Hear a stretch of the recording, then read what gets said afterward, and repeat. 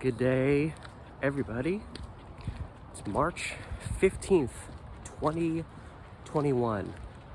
And you know what that means? It's time for another story from this day in history. I don't know why I felt like I'd stare off dramatically. It just felt like such an important announcement. Before we get to today's content, remember as always to like, share, subscribe, all those little things that help a wee little YouTube channel grow. You can also hit up my Patreon if you want to help me out that way. I'm always posting new extra stuff there for your benefit. The link to that is in the description with this video, as well as the links to my Instagram and Facebook pages closely related to the content that I'm producing on this channel, as well as my main channel, Steve the Amateur Historian. And all that said, here's today's story.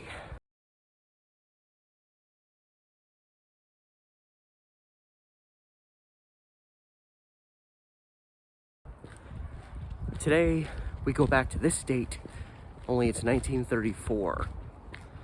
Quite a while back. I mean, 86 years. And of course, the further back you go, and the more rural you get, you're gonna have small towns, small offshoots of towns, and you're gonna have very small populations in certain areas. This really does harken back to the old days of like little schoolhouses. You'd have like a little one-room schoolhouse, and that's where like everybody in the neighborhood, or within several square miles, would go to school because there was such a small population. Now, I'm referencing that primarily because, well, this story has to do with a school that literally had only 8 pupils. For our particular situation, I submit to you what was referred to as the Davis School, located in the Silverton Hills district, which sounds real bougie, but it wasn't. This was just an offshoot of the small town of Silverton, which is located, I don't know the exact distance, 35 miles south of Portland, where I am. And it's still it still qualifies as a small town. I don't really know what it would have been like in the 1930s. It would have been smaller, obviously. And I'm not exactly sure where this Davis School was located, but I get the feeling that it was located probably a little outside of the actual town itself. There was a lot of little, really tiny towns that kind of peppered that region south of Portland, east of Salem.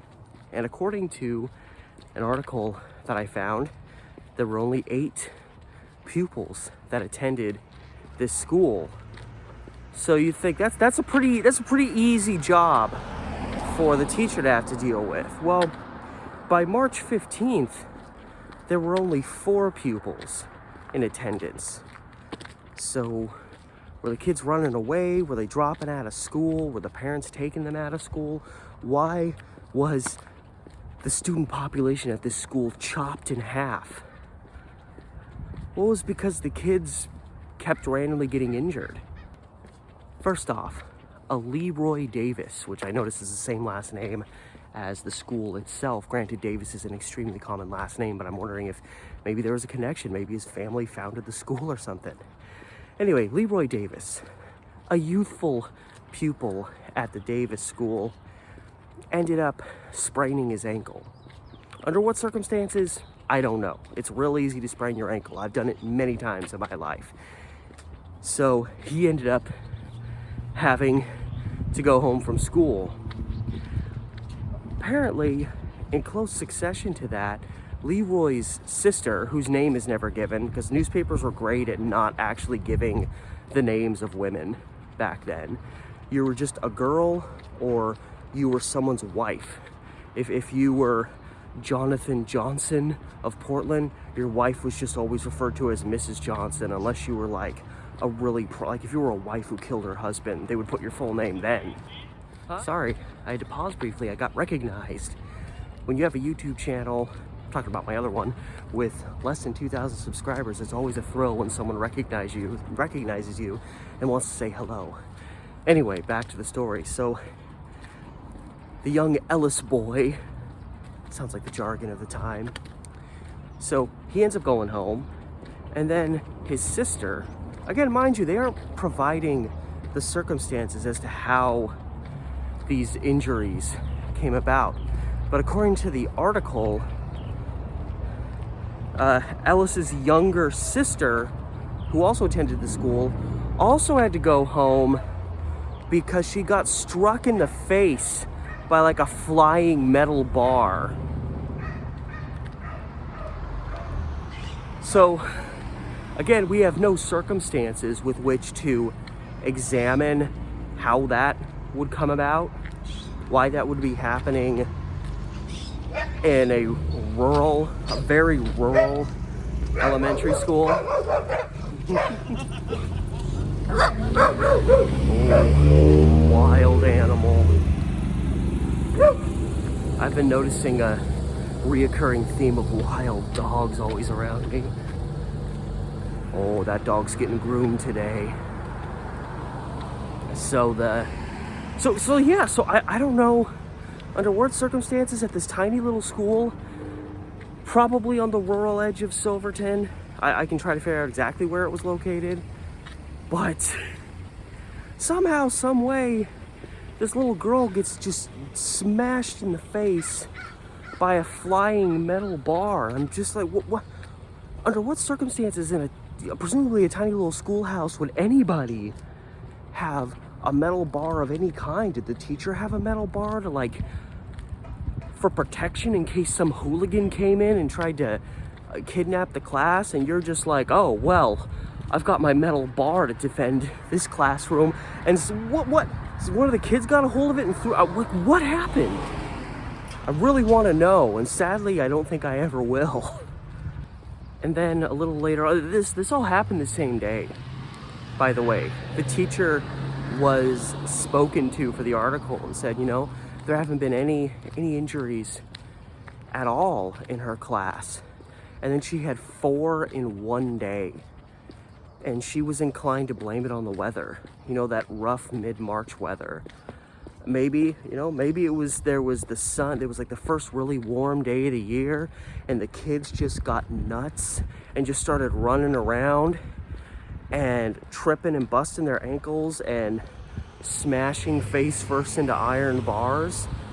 That sounds kind of insane, but actually that seems to kind of be the case for the other 2 pupils that ended up getting hurt at this school. One of the students was referenced as Vala, it's V-A-L-A, I'm guessing it's Vala Elliott. And then the other girl, the other girl, her name was not given in the article.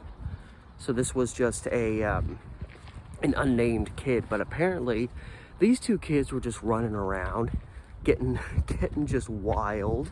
Again, maybe it was the weather, maybe they were just young, excited kids. And at some point in the lunacy, they just smashed head on into each other.